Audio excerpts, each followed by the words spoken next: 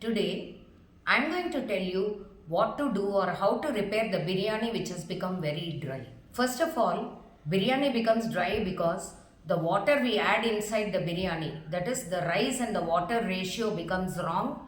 Then the biryani either turns soggy or it becomes very dry and becomes uncooked. Here I'm going to give you two tips.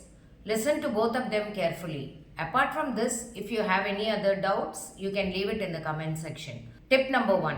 The rice is to water ratio is 1 is to 1.5 glasses. And if you are adding vegetables to it, then you can add 1/3. This is the ratio of water which you should add for the biryani rice. And this once again depends upon the old rice or the new rice. For those who are interested to know the difference between old rice and new basmati rice before cooking biryani, we have made a separate video which is available in the I button above. Now, if the biryani becomes dry after cooking, take the biryani out, sprinkle some warm water.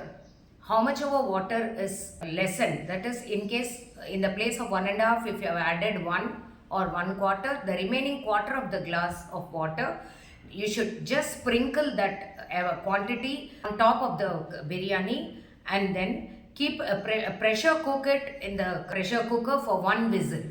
This is one method. After some time, when you open the cooker and check the texture of the rice, it would have been cooked properly.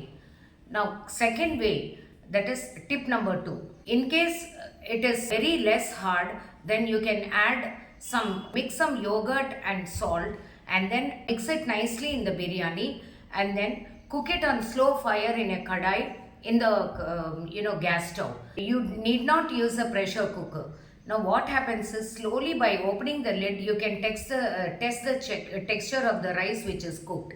If it is softened enough, then you can open it, because the yogurt which you are adding adds for the extra water content, and then by closing it with a lid and cooking it in the slow heat also, it gets nicely cooked. Thank you.